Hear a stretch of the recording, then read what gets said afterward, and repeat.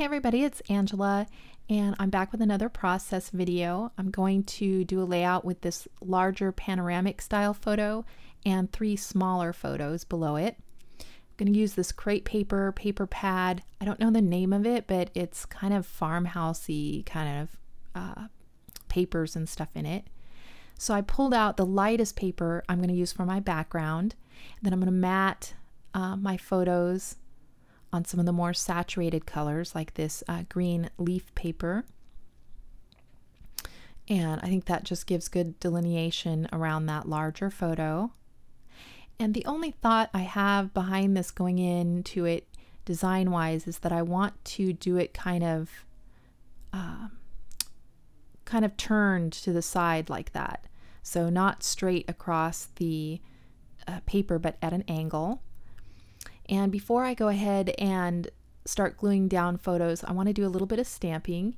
And I have a wheat stamp that I've used on a couple other layouts that I'm going to use again today. And then I also have a new Spellbinders die that's called cattails, but they don't look like cattails to me. They looked like wheat. And so I went ahead and got it.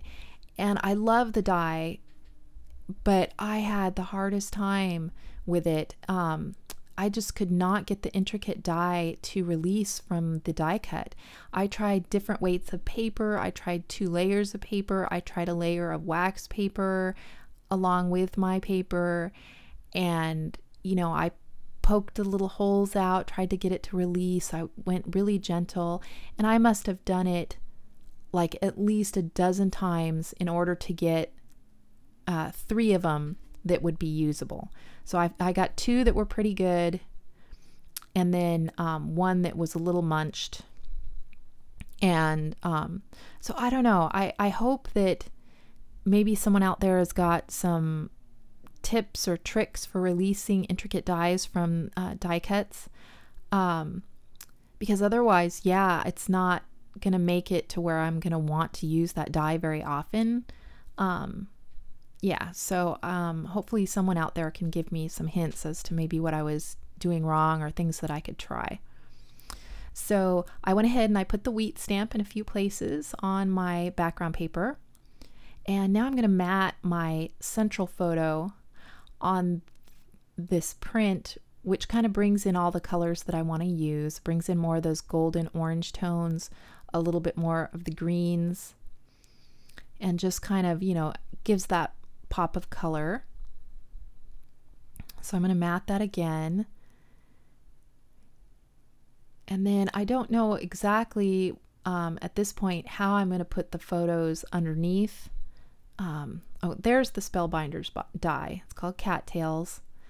And it is really an intricate die cut. So I can see where it would be difficult. And I don't know if it's just something I'm doing wrong or if it's just a poorly designed die cut or what, but yeah, if you've got any hints, please let me know. So I'm going to go ahead and put my central photo down, and I go ahead, I place that on an angle, and then I'm just going to go ahead and trim off the side.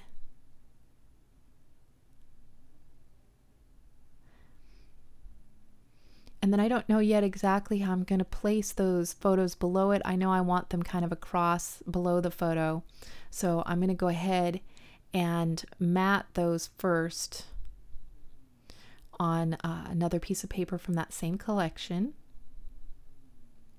And you can see I've got a picture of us combining the wheat field, and then the combine and the truck that we were augering the wheat into, and then my husband with the bag of grain afterwards. And this was a big adventure for us. Neither of us had done this before.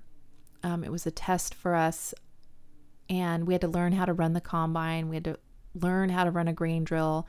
My husband was a cattle rancher, and he could, you know, he had experience haying, but neither of us had any experience with growing crops or harvesting. So yeah, it was, you know, we didn't realize that when you augured the wheat out of the combine into those bags that it would go quite so fast. And so I had I was in the back of the truck holding one of those big totes, and my husband was in the combine augering it out, and man, that stuff came flying out of there, and I was trying to hold on to it, and it was getting super heavy, and I'm like, shut it off. And so I'm sure it was, if someone had been watching it, it would have been a comedy because we had no idea what we were doing, but we learned a lot. And, you know, we did this all by ourselves with no help. And, so I think this next year, we're going to get help when we actually harvest. So this photo, I'm going to offset to the other side and then trim the edge same way I did with the large photo. And this year we're actually putting 30 acres into production. So yeah, we'll definitely need help harvesting. And it's been in pasture for living memory. And so this is the first time. A lot of it's going to be, my husband's down plowing it now, and we'll get it planted and see how it goes. So I'm just figuring out where I'm going to place my wheat around the page. And one of them's a little munched, so I kind of cut off the more damaged part. And I wind up not using it at all and just using 2 of them. But what I do is I go off camera and into my bin of just leftover tags and things. And I pull out just a bunch of tags and stuff that have kind of the right colors or the right sentiment. One of them's this green tag here. And I'm just going to make a cluster over there. I found that kind of tall, skinny, golden tag. And then that orange note is from a cut apart out of like a Scraptastic kit. And then that green and blue one, I know the colors don't really match, but I loved the sentiment, which was, can we call this an adventure? And so I thought that was so perfect that even though the colors weren't quite right, I went ahead and included it anyway. And so now I'm just kind of figuring out how I'm going to cluster it. And I can go ahead and cover up quite a bit of that first photo because it's just a close-up of the wheat and you can still tell what it is. So I go ahead and figure out kind of how I'm going to place these. And I'm going to put a secondary cluster on the bottom right-hand corner of the layout. So I'm saving a few pieces to go down there. So I'm just kind of figuring that out. And now I'm going to start adhering them down. And that gold tag, that's a really old one. I don't even remember what collection that came out of, but that could be really old.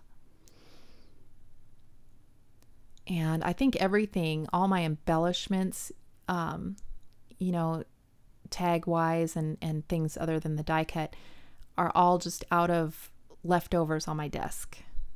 So I used up some of my random pieces on this layout. So now I am, what am I doing? I am still figuring out where I'm going to place that wheat. And I didn't want them stacked over each other, so I did need one over on this left-hand side to kind of balance it out.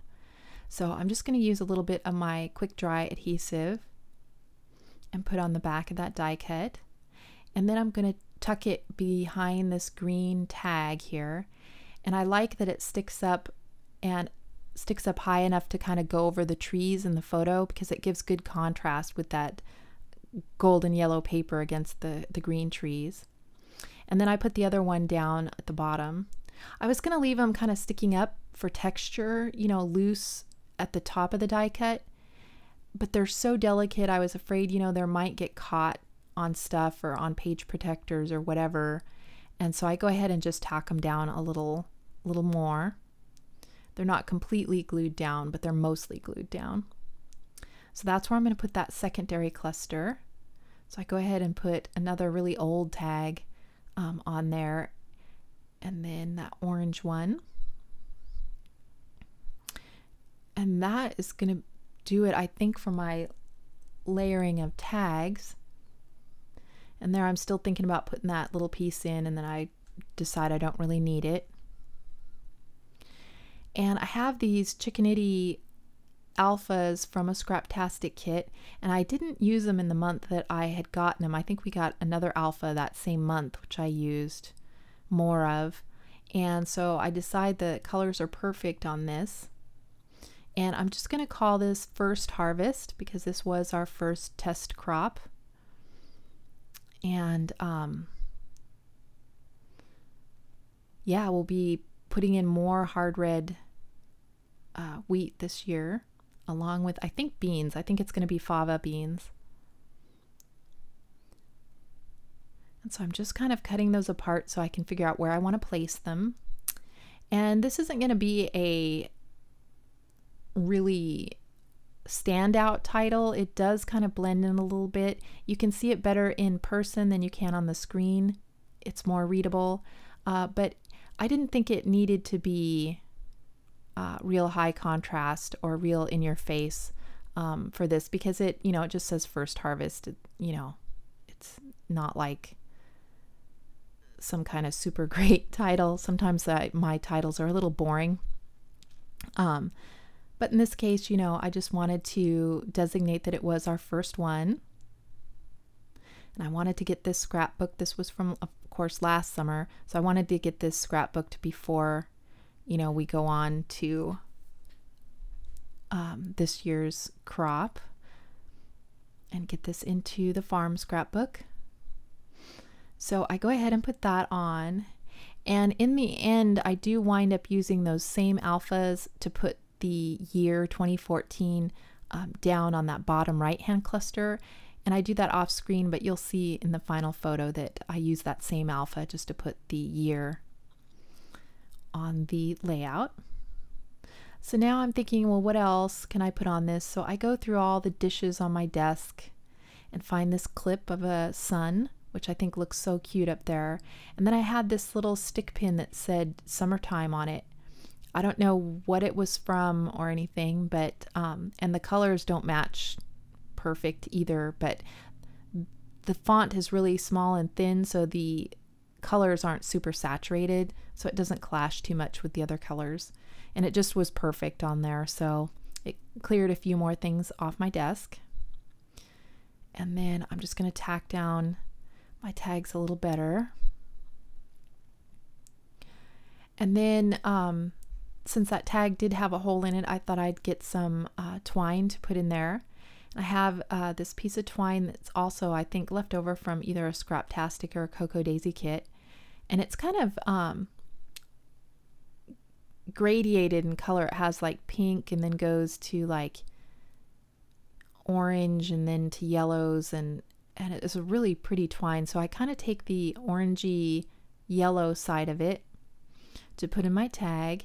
And at first I was going to tie a bow, but the tails of it just wouldn't go in the right spot, and it looked a little too fussy. So I wind up just taking the bow out and then just trimming the tails down a little more and just leaving it like that. And then I put a little bit of glue on the back of the knot just to keep it from coming unknotted. And then that's about it. Off camera, like I said, I do add the year in the bottom right hand corner, and I also add a couple enamel dots on there, and you'll see that in the still photo at the end. But there's my wheat stamp and my sunshine clip, the little flag banner, the wheat die cut, my cluster of tags, which I'll write in a little bit of journaling, and then that secondary cluster at the bottom. So that completes my layout, and I really love how it turned out. So yeah, I look forward to doing some more layouts of this year's harvest. If you have any questions or anything, just leave me a comment below, and thanks for watching, guys. Bye.